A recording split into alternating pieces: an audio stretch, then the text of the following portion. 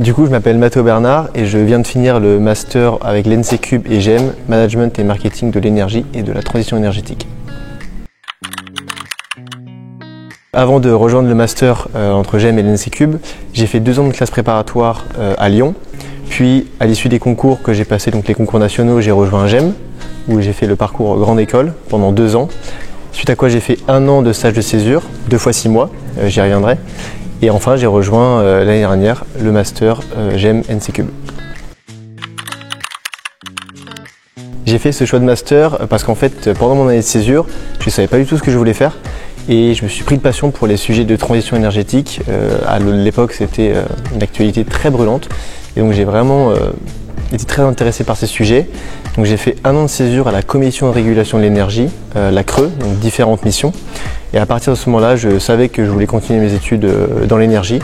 Et venant de GEM, il y avait un master, en l'occurrence, qui permettait de continuer uniquement dans l'énergie en se spécialisant, donc le master spécialisé avec l'NCCube. Et donc j'ai postulé et grâce à mes expériences en année de césure, j'ai été retenu. Donc en effet, mon alternance, je l'ai réalisée chez France Renouvelable, anciennement France Énergie Éolienne, peut-être que ça parlera plus de monde, en tant que chargé de mission éolien en mer. Donc globalement, France Renouvelable, c'est l'association qui représente la filière des énergies renouvelables électriques en France et qui du coup représente cette filière auprès des décideurs. Et moi, mon rôle, c'était de travailler sur tous les sujets en lien avec l'éolien en mer, plus précisément.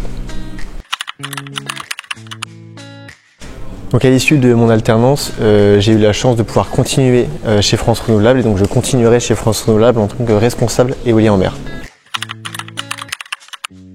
Alors la plus-value du master, bon, j'en vois évidemment plusieurs, mais la première qui me vient à l'esprit, c'était le fait d'être en cours avec des profils ingénieurs. Donc venant de GEM, on côtoyait uniquement des profils de l'école de commerce forcément, et je savais que le master avait une grande majorité d'ingénieurs qui avaient fini leurs études et qui voulaient se spécialiser dans l'énergie. Donc ça m'a permis de rencontrer des ingénieurs qui venaient de parcours différents, de différents backgrounds, et qui avaient aussi des entreprises différentes en alternance.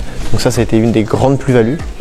Une autre plus-value du master, c'est les visites qu'on a pu faire. On a par exemple visité le site de Biomax, juste à côté du CNRS, ainsi que le méthaniseur, pas très loin non plus. Donc là, ces visites, ça a aussi permis de voir des sites industriels de nos propres yeux, et c'était une autre plus-value du master. Si je devais résumer le master en 3 mots, je dirais tout d'abord rencontre. Parce que, comme j'ai déjà expliqué, ça m'a permis de rencontrer des profils très différents qui venaient de parcours plutôt ingénieurs, avec des métiers différents, et ça c'était vraiment passionnant. Ensuite, je dirais richesse au niveau des enseignements, au niveau des intervenants, au niveau des visites. Franchement, au niveau des enseignements, on a pu balayer un nombre de sujets vraiment très importants, et c'était très stimulant. Et peut-être le dernier mot, je dirais transition. Alors transition pour forcément transition énergétique, ça c'était assez facile, mais je dirais transition d'un point de vue professionnel, parce qu'encore une fois, le format d'alternance, j'ai trouvé très pertinent pour vraiment mettre à profit l'approche théorique qu'on avait, que ce soit à l'NCCube ou à GEM, et de l'appliquer directement en entreprise.